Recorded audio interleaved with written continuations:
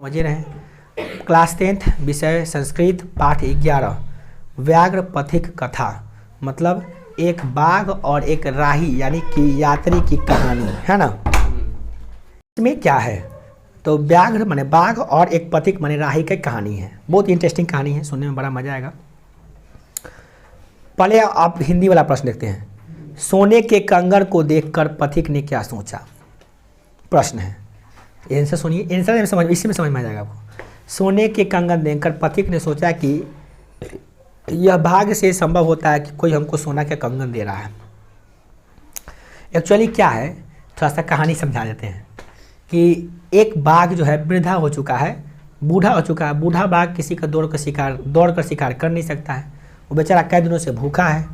तो एक सोचता है, एक दिमाग लगाता है कि क्यों ना हम बैठे बैठे शिकार को अपने पास बुला लें।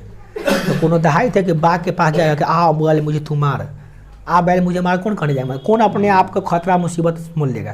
तो सोचा कि कोई ना कोई षड्यंत्र करते हैं। तो उस सोना का कंगन वो ले लेता है, एक नदी में जाके खड़ा रहता है और कहता है कि जो राही जाएगा उसी को बोलेंगे सोना का कंगन ले लो, कंगन लेने आएगा, उसको हम शिकार कर लेंगे। तो इसी का षड्यंत्र बनाता है। तो सब लोग तो समझता है बाघ है, चुट्टा हमको कंगन देगा, बाद में पहले मारेगा, है ना, मार के स्वर्ग में देगा कंगन। मतलब इससे मतलब कहने का समझ रहे हैं, समझना लगा। मगर एक ज्ञानी व्यक्ति, मतलब कि राही जो जा रहा था, तो ज्ञानी व्यक्ति वो भी उस लोभ में पड़ जाता है। तो वही सोचता है क्या कि हम जाकर लेते हैं कंगन। अब बाघ बहुत सारा वादा करता है, उससे पहले क्या क्या करता है वो सब समझाएंगे आपको। तो वही कहानी है, समझ में आया। अगला है, बाघ के द्वारा पकड़ लिए जाने पर पथिक अपने मन में क्या सोचता है। जब वो कंगन लाने जाता है उसमें, तो बाघ उसको पकड़ लेता है। तो वो पथिक क्या सोचता है, तो मन में सोचता है, बाघ द्वारा पकड़ लिए जाने पर पथिक मन में सोचता है कि लोभ में नहीं पड़ना चाहिए। और समझ में आ रहा है कि लोभ नहीं करना चाहिए, है ना। और खासकर वैसे व्यक्ति पर जिसका खानदान ही, जिसका वंश या जिसका नेचर ही खराब हो, उस पर विश्वास करना। तो कहते हैं ना, मूढ़चेता नराधाम, अविश्वस्तो विश्वस्ते मूढ़चेता नराधाम। जो बिना विश्वास करने वाला वस्तु पर विश्वास करता है उसे क्या कहते हैं, मूर्ख कहते हैं, उसको मूर्ख कहते हैं। नहीं, चलिए, व्याघ्र पथिक कथा के आधार पर बताया कि दान किसको देना चाहिए। दान किसको देना चाहिए इस उस पाठ में शिक्षा में मिलती है। क्या दान गरीबों को देना चाहिए, जो उपकार नहीं किया उसे दान देना चाहिए। स्थान, समय और पात्र को ध्यान में रखकर दान देना चाहिए। देखिए, आपने दान दिया, दान देना गलत बात नहीं है, मगर किसको, जिसको जरूरत हो उसको, जिसको जरूरत नहीं है उसको दान देना पाप का होता है। जैसे कोई हट्टा कट्टा आदमी यार अपने पैसा मांगे और उसको दे दी 10 रुपया, वो 10 रुपया रख दे, नहीं हमको ज़्यादा दीजिए, 20 रुपया दे दिए, चला गया। ऐसे करके कहीं 200 रुपया जमा किया, बाद में जाकर उधर कहीं दारू पीरा बैठ के। तो क्या आप आपका दान सफल हुआ? नहीं। वही आदमी बम खरीद के उड़ा रहा है किसी देश को, किसी का जान ले रहा है, क्या आपका दान सफल हुआ? किसी का जान जाएगा तो आपका भी 20 रुपया में लगा बम खरीदने में, आप भी कहीं ना कहीं दोषी है। भले यहाँ का कोर्ट आपको CBI नहीं पकड़ पाएगा, CID जांच में आप नहीं आइएगा कि आपने 20 रुपया का दान दिया था, बट भगवान के यहाँ तो सब खाता वही चलता है। वहाँ तो पकड़ेगा कि आपने दान दिया है तो किसको दिया। तो हम तो कहेगा हम तो अच्छा समझ कर दे ले रही, तो नहीं, गलत बात है। आप दान उसी को दीजिए जिसको ज़रूरत है। तो कैसे पकड़िए, तो देखिए कैसा स्थिति है, सच में लंगड़ा है, लूला है, काना है, गरीब है, माने उसको, मतलब उसकी स्थिति वास्तविकता में लगे तब दीजिए। ऐसे तो आटा कटा जो जमाना आ गया तो थोड़ी दीजिए, उसको नहीं दीजिए। अगला, सात्विक दान किसे कहते हैं। तो सात्विक दान देश, काल, स्थान, पात्र को ध्यान में रखकर दिया गया दान को सात्विक दान कहते हैं।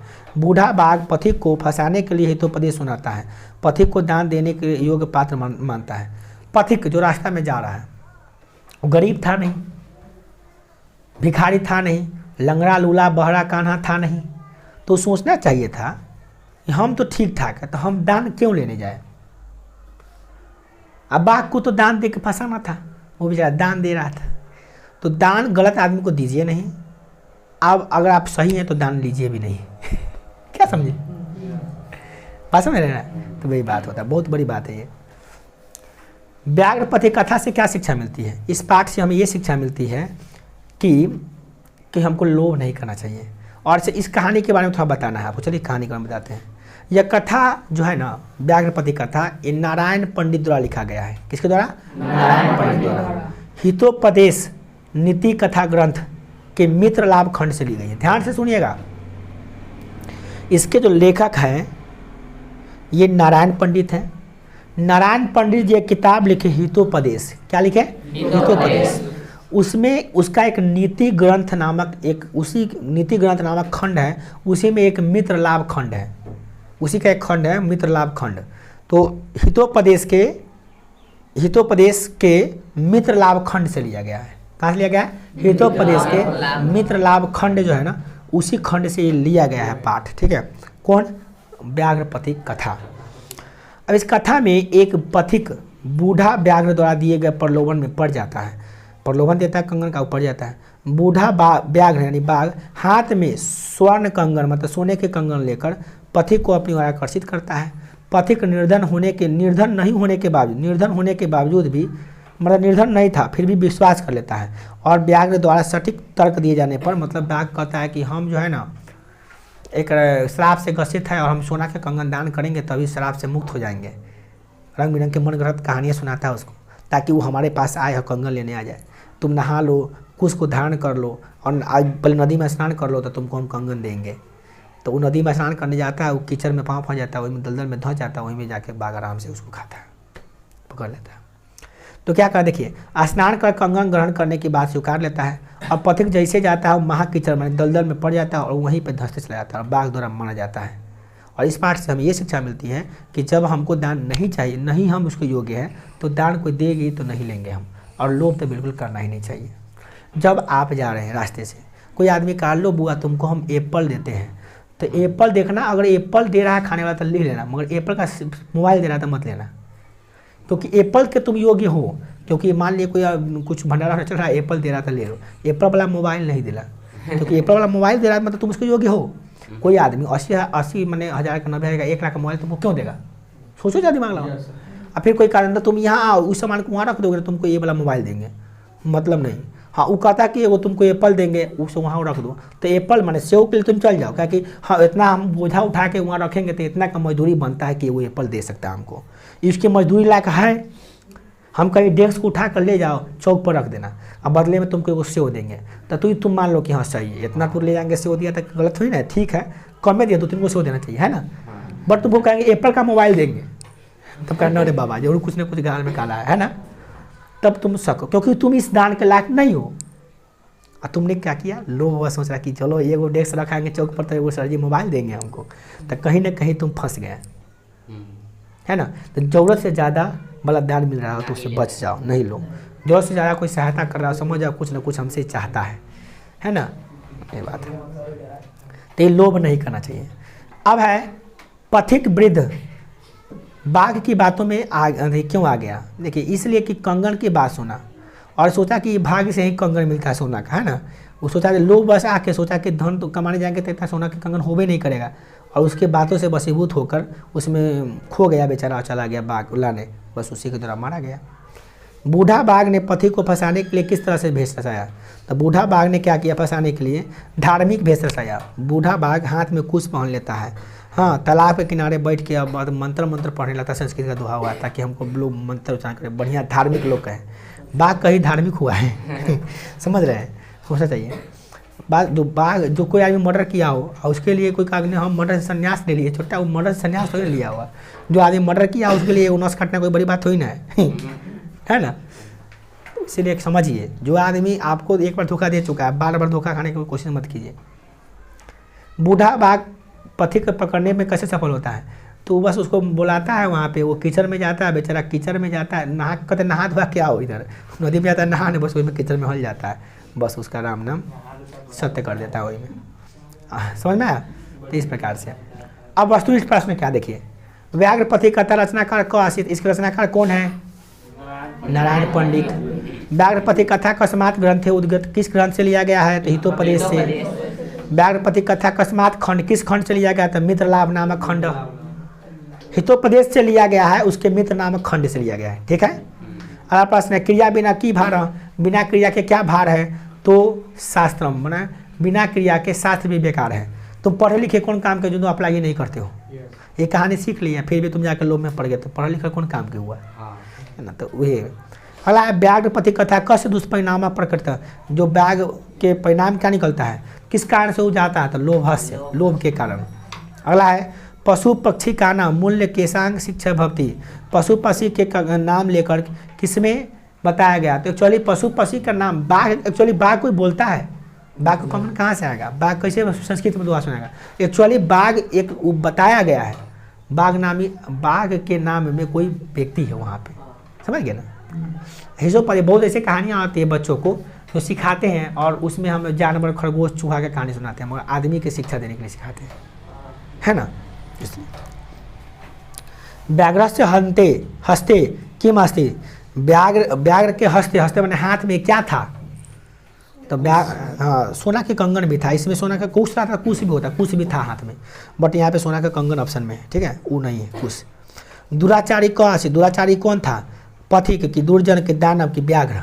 तो बाघ जो था ना दुराचारी था। दुराचारी मतलब दूसरा किसी को कल्याण नहीं कर सकता, दूसरा का हानि करने वाला व्यक्ति को कहते दुराचारी। अला क स्नान कुशहस्त सरिते मृते, कौन है जो हाथ में कुश लिया स्नान कर रहा था? तो बाघ। अला है वृद्ध व्याघ्र कित धातु मिच्छति, जो वृद्धा बाघ था वो क्या देने की इच्छा कर रहा था? सोने के कंगन, है ना। पथिक कुत्र निर्गुणमा अस्ति, जो ई जो है ना पथिक जो है ना किस चीज़ में धंसते जा रहा था? इसका ऑप्शन है महापंग के, पंग माने होता है क्या बोलते हैं उसको? कीचड़, उसी में धंस गया था। आगे अगला है पथिक के व्याख्या दलित खचित, इसमें क्या कर रहा है कि पथिक जो है ना किसको देखी के किसके चक्कर में पड़ गया? तो बाघ के, है ना।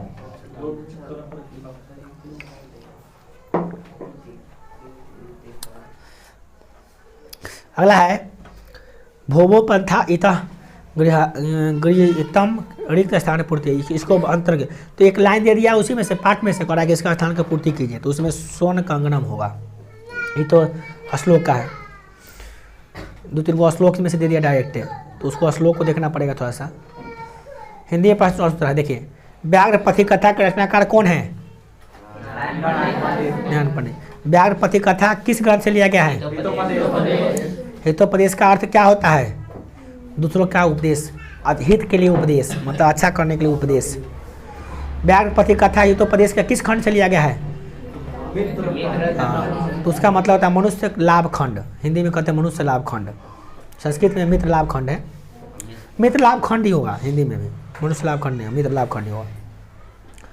कौन स्नान किए हुए हाथ में कुछ लिए तालाब के किनारे बोल रहा था? बाघ। अगला व्याघ्र लिखा गया, इसमें व्याघ्र बोलिएगा आप। व्याघ्र के हाथ में क्या था? सुवर्ण कंगन, सोने का कंगन। पथिक को किसने मारा था? बाघ ने मारा था। पथिक कहाँ फंस गया था? ऑप्शन यहाँ पंख रहेगा तो समझ जाएगा, पंख मतलब हो गया कि कीचड़, हिंदी में लिखा हुआ है कीचड़ सीधे। क्रिया बिना की भार होता है, क्रिया के बिना कौन बेकार है? भार है, तो वो अज्ञान। अगर ज्ञाने हैं अप्लाई नहीं कर रहे तो बेकार है वो। व्याघ्र पथिक कथा से क्या दुष्परिणाम प्रकट होता है? कि लोभ के कारण होता है, लोभ नहीं करना चाहिए मनुष्य को। अगला कौन लोभ से प्रभावित होता है?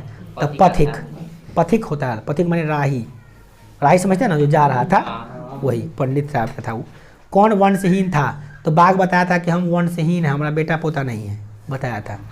हाँ, इसीलिए हम कंगन दान कर रहे हैं, हमको सब मारा गया बोलो, इसीलिए हमको बताता है कि जवानी में बहुत खूंखार थे, हम सबका मर्डर करते थे, उसीलिए हमको अब उसका प्राश्चित करने के लिए हम अब कंगन दान कर रहे हैं। बोलो हम पहले खूब मर्डर किए हैं ना, उसका प्राश्चित करने के लिए हम कंगन दान कर रहे हैं, तुम आज ले लो, समझ रहा है? बड़ी हाँ। दानशील कौन था? कौन दानशील था? दान वाला देने वाला बाघ, है ना। वो अपने आप को दानशील बताया कि हम दान देने वाले आदमी है ना। किस जीव पर विश्वास नहीं करना चाहिए? जो हिंसक हो उस पर कभी विश्वास नहीं करना चाहिए, जो किसी का जान लेता है उस पर कभी विश्वास नहीं करना चाहिए। अला लोभ मनुष्य को कहाँ ले आता है? तो लोभ मनुष्य को क्या करता है? विनाश कर देता है, उसको विनाश के कगार पर ले आता है ना। दुराचारी कौन था? तो बाघ था। अगला प्रश्न है पथिक क्या था? लोभी था। पथिक क्या था? लोभी था, तभी तो लोभ में पड़ गया बेचारा, लोभी और चालाक था, इसीलिए पड़ गया वो। बाकी सब जाता था, कहते बाघ ना रे हम जेबे नहीं, कंगन रहो चाहे कुछ रहो, जेबे नहीं करेंगे। वो बेचारा सोचा कि हम तो चालाक हैं, इस भाग्य से मिलता है कंगन, बेचारा भागा मैच करने का, आप इस भाग्य में चला गया। अगला पथिक किसके द्वारा मारा गया? तो बाघ के द्वारा। अगला हाँ हो गया, यही सब प्रश्न है, बार बार इसी प्रश्न को रिपीट किया गया है, इसको लिखने की जरूरत आपको नहीं है। इस प्रकार से पाठ खत्म हो गया। अगला पाठ हम लोग पढ़ेंगे करना से दान वीरता।